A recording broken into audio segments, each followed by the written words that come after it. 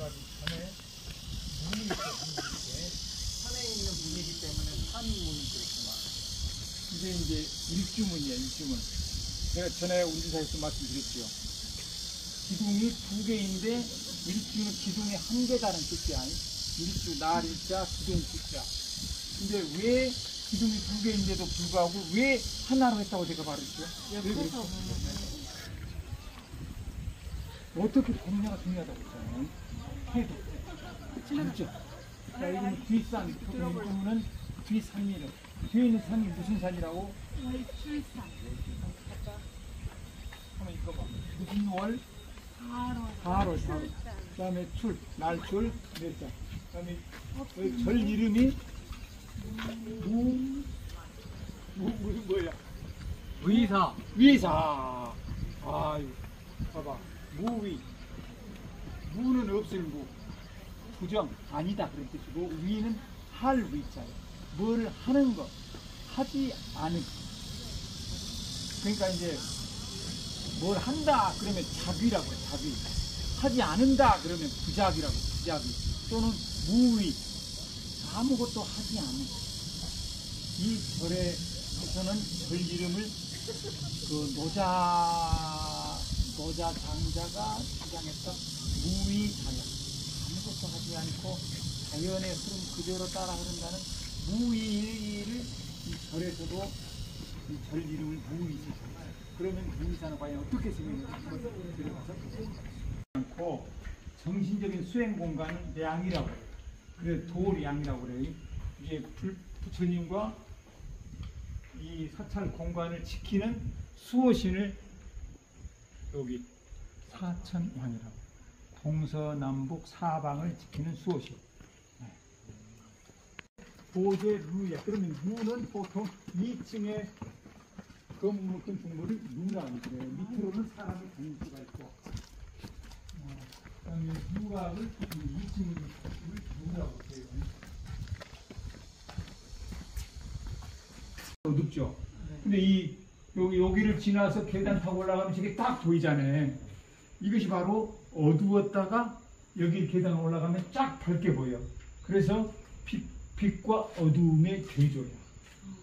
일부러 그렇게 건축물을 할 때 이렇게 어두운 세상을 지나서 저기 계신 쪽으로 가면은 광명의 세계, 빛의 세계로 간다. 그걸 건축물로 표현한 것이 이런 생각. 그런 뜻을 두고 살짝 어둡게 했다가 딱 하면 환하게. 자, 그런데 여기에 수륙대제라고 했잖아요. 수륙대제. 네. 근데 왜 이 프랑카드가 임금, 우리 TV 드라마에서 나온 임금들이잖아요. 이 드라마 봤을까?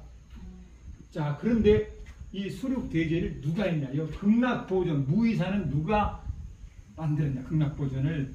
그러면은 이 태종이라고, 조선시대 때 3대 임금이 대전, 태세, 문단세 그거 있죠? 네. 예성연중, 임명선. 세 번째 임금이 누구죠? 태종이에요. 태종. 태종의 첫째 아들이 양녕대군이라는 사람이에요. 양녕대군.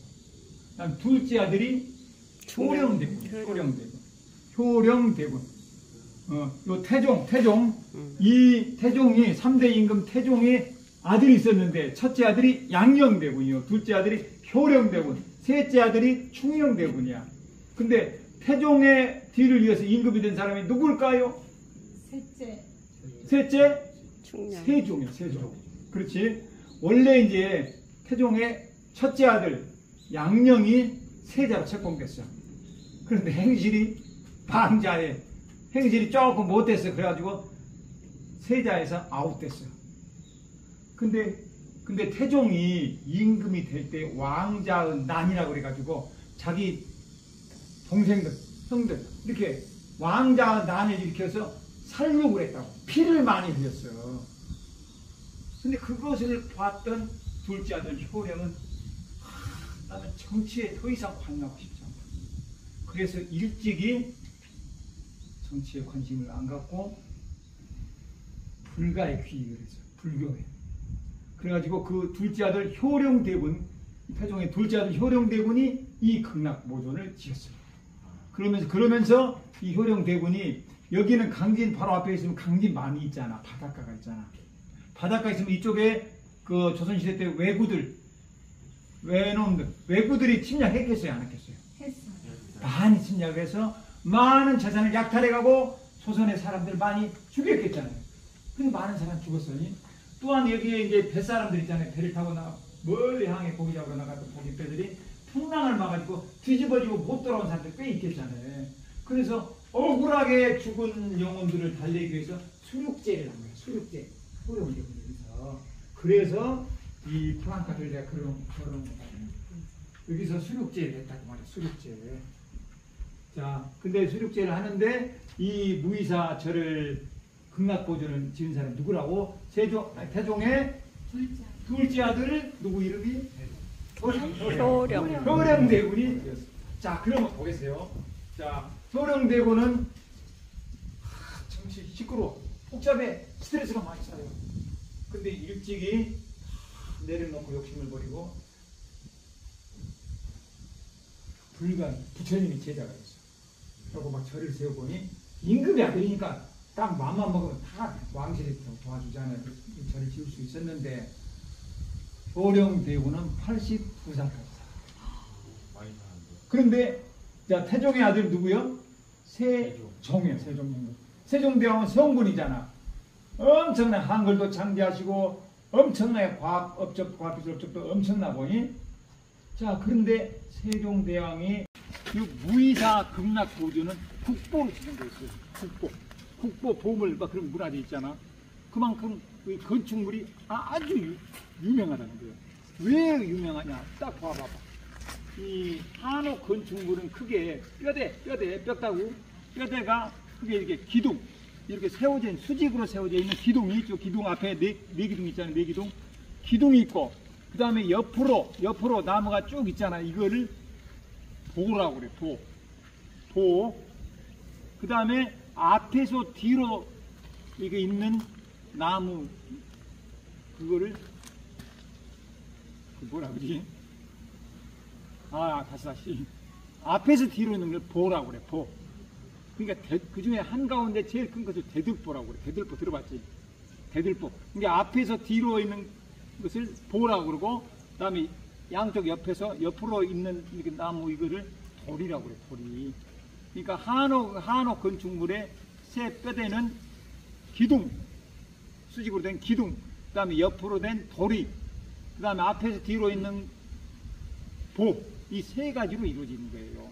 자, 도리도리, 이렇게 하는 게 도리도리. 어떻게 도리도리, 어떻게? 어깨를 도리도리. 그러니까 옆으로 나 있는 나무를 도리라고 해요, 도리. 앞에서 뒤로 있는 것을 보라고 그러고, 그 중에서 가장 큰 걸 대들보라고 그런다고 했어요. 자, 그런데 여기서 잘 봐봐요. 그런데 저기 봐봐. 네 기둥 있잖아요. 그런데 저 기둥이 가운데가 약간 배가 불러있어요. 불룩하게 되어 있어요, 배가. 배불림 기둥이라고. 배불림. 또는 정적으로 엔타시스라고. 왜 저렇게 반듯하게 나무를 깎지 않고 둥글게 깎지 않고 가운데를 배불룩하게 했냐? 그러면 해가 질 때 이제 서산에 해가 지면서 이쪽으로 비추겠잖아요, 빛이. 그러면은 저 배가 홀쭉하게 보여. 그래서 쓰러질 것 같은 착각을 준다고.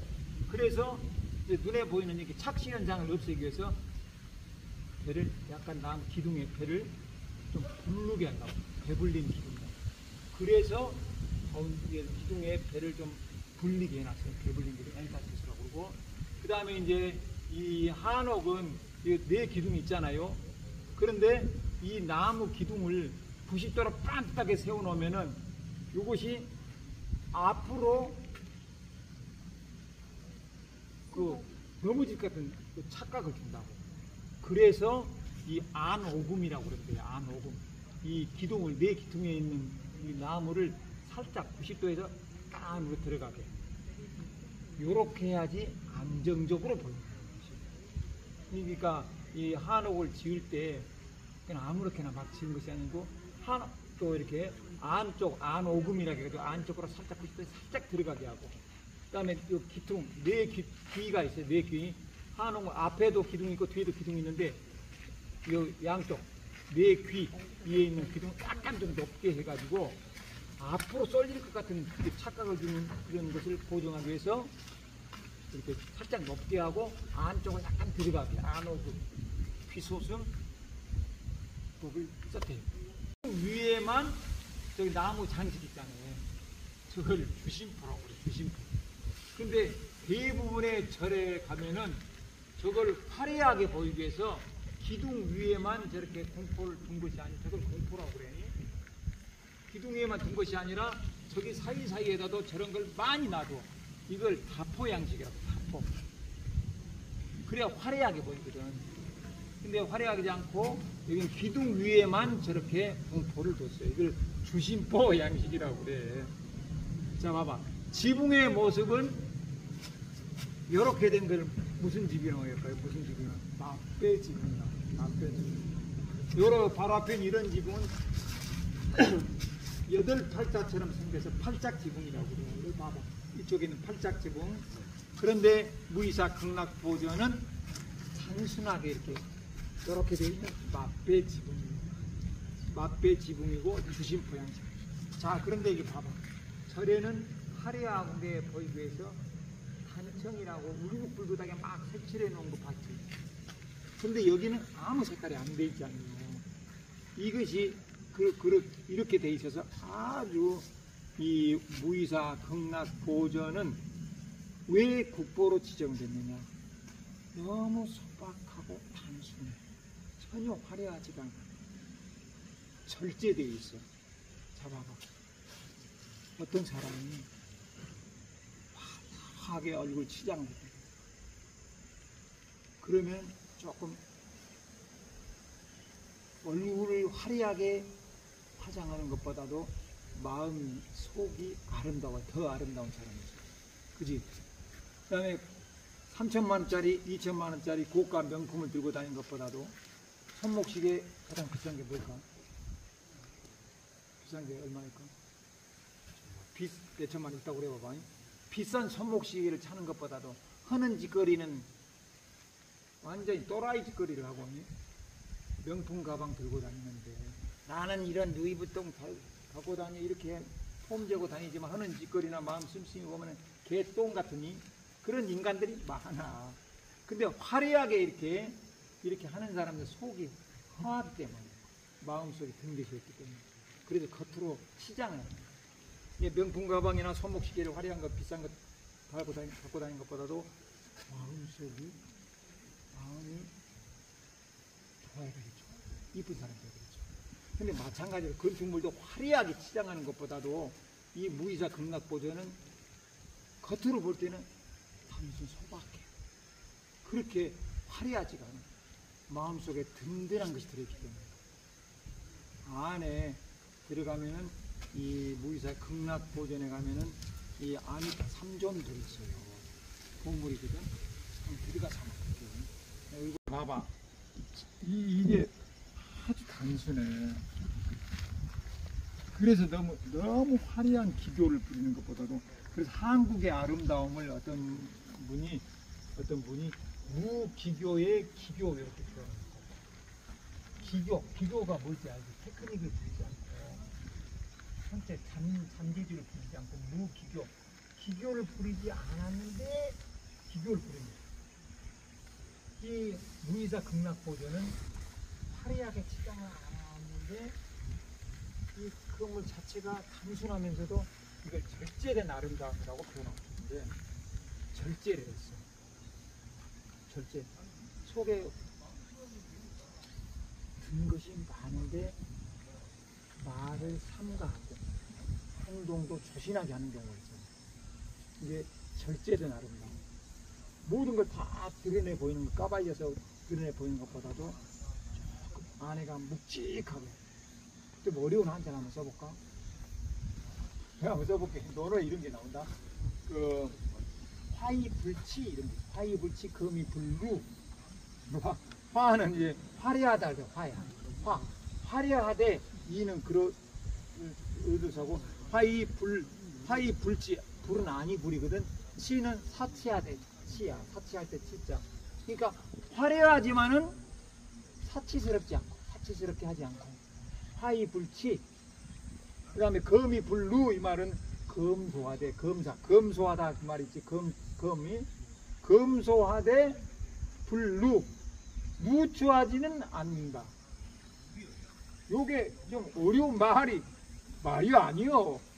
막 그런 것 같지만 금소하게 살지만 너무 누추하게 추잡스럽게 살았어 나는. 이게 공작한 말이거든. 금이 불루 화이 불치. 우린 때로는 실력이든지 실력도 화려해야 돼. 그 다음에 우리가 모양도 화려하게 꾸밀 필요는 있어요. 겉모습도. 그렇지만은 그것이 화이 불치 사치스럽지는 않아요. 손가락질 받을 정도로 너무 화장을 덕지덕지 해가지고 그렇게 해서는 또 안 되거든. 그 다음에 금소화대 누추해서는 또 안 된다고 또 공자가 말했는데 요 무이자 극락 보조는 금소화대 그 정글이 화려하지 않고 이 쩍쩍 다 천불점 같은 거 보면은 엄청 내놨잖아요. 이게 불가 되고 이런 색깔 저런 색깔 많잖아요. 그 다음에 여기는 전에 이 무이사 극락 보조는 안에는 못 들어가서 그럼 저기 성 박물관 사람 아니요. 뭐 무슨 나무? 이 꽃이 100일 동안 피었다 진다 그래가지고 백일홍이에요. 목백일홍. 그리고 또는 대롱나무라고도 하고 그 다음에 이게 껍질이 없기 때문에 이것을 이제 하고 손으로 만지면은 이파리가 파르르 뜬다 그래서 간지럼 나무라고 그랬습니다. 자, 그런데 무이사 극락 보존에 행화가 그려져 있다고 그랬잖아요. 네. 근데 거기에 전설이 있어요. 파랑새 전설이 있어요. 파랑새 본 적 있어요? 파랑새 노래 참 보도 그 노래가 있어요. 근데 그 노래가 아니고 파랑새 전설이 어떤 전설이냐 그러면은 이제 여기 무이사는 벽화가 무지무지해요. 벽화 벽에 그림을 그린 거를 벽화라 그러죠. 근데 이제 어떤 이제 노인이 와서 이제 벽화를 그리는. 그러면서 이 벽화를 그리는 노인이 그 스님한테 신신당부를 했어요. 내가 그림을 그리는 동안에 절대로 이 건물 안을 들여다보지 마세요. 이렇게 부탁했다. 근데 이제 하지 말라고 하면 더 하고 싶잖아. 그 스님이 너무 호기심이 활동해가지고 창원이 침 발라가지고 거의 다 완공될 무렵에 침 발라가지고 창원이 발라가지고 안에 불이 살짝 밀어봤어. 그랬더니 파랑새가 파닥파닥 하고 날아가 버린 거예요. 세계관이 부처님이 하늘이 33개가 있다는 33천이 있다는 거예요. 응? 그래가지고 그 수미산 끝에 부처님 계신다 이렇게 생각을 하는 거야. 그래서 이제 종을 33번 치. 근데 아침에 33번 치는지 저녁에 33번 치는지 약간 헷갈리는데 33번 쳐요. 근데 종을 딱 아침에 그 종소리를 들어봐봐. 그러면 마음이 밝아지는 거야. 저절로 마음이. 그래서 절에서는 예불을 드리기 전에, 예불을 드리기 전에 요 종을 치고 이제 사물놀이를 말하는 게 사물, 불전 사물. 첫 번째 종을 쳐. 그 다음에 북을 쳐. 북. 이게 종은 사람들의 마음, 영혼을 구제하기 위해서 이렇게 영혼을 이렇게 땡기기 위해서 종을 치는 거고. 그 다음에 이제 여기는 북이 안 보이네. 북을 쳐. 북을 칠 때 스님네들이 이렇게 막대기 북이 있잖아요. 이걸 가지고 마음 심자를 이렇게 한자로 막 그리면서 난타 같은 걸 봤지? 북 치잖아. 네. 근데 이렇게 절에서는 북을 쳐. 새가죽을 양쪽 옆에다 대고 그 북을 만들었잖아요. 그래서 그걸 치면서 이제 사람들은 다 이건 이제 북을 치는 이유는 양쪽 가죽이 새가죽으로 돼 있잖아요. 이거는 짐승들, 동물들을 이제 구제하기 위해서. 종소리는 사람들을, 영혼을 구제하기 위해서. 그 다음에 북치는 것은 짐승들이 다르지. 그 다음에 이렇게 이제 종을 치고, 북을 치고, 그 다음에 모고라고 있어, 모고. 모고는 나무 목자에다 고기 여자야. 고기. 가만히 있어봐. 고기. 물고기는 저녁에 물속에서 잠잘 때 눈을 뜰까요? 감을까요? 맞아. 그걸 보면 어떠냐? 이거 비유인데, 스님네들이 이제 이제 명상하고 기도할 때 깜빡하고 졸을 수 있잖아. 졸리잖아. 그래서 니네들 잘 봐라. 물고기가 잠잘 때 눈 뜨고 자지. 그러니까 눈을 바짝 뜨고 열심히 공부해라. 기도 많이 해라. 이런 뜻이야. 그래서 나무로 된 고기를 만들어. 고기를 고기처럼 만든데 그 안에를 이제 파가지고 거기다가 이제 짝대기 같은 것으로 자꾸 이렇게 하면서 이걸 모고를 친다고. 모고, 나무, 물고기. 그 다음에 운판이라고 있어. 운판. 구름운자. 구름을 이렇게 구름처럼 모양처럼 만드는 것을 만들어놔. 그래 그거를 막 이렇게 때린다고. 이거는 이게 이제 모고를 두드리는 것은 물 속에 있는 수생 동물들을 구제하기 위해서. 그 다음에 이제 운판, 구름 모양으로 되어 있는 그 판을 이렇게 때리는 것은, 막대기로 때리는 것은 하늘에 날아다니는 짐승들. 이걸 이제 불법으로 구제한다 그런 뜻으로 정을 치고, 북을 치고, 그 다음에 모고를 때리고, 그 다음에 운판을 때리는 거. 이것이 이제 불전, 사, 물 네 가지 물건입니다.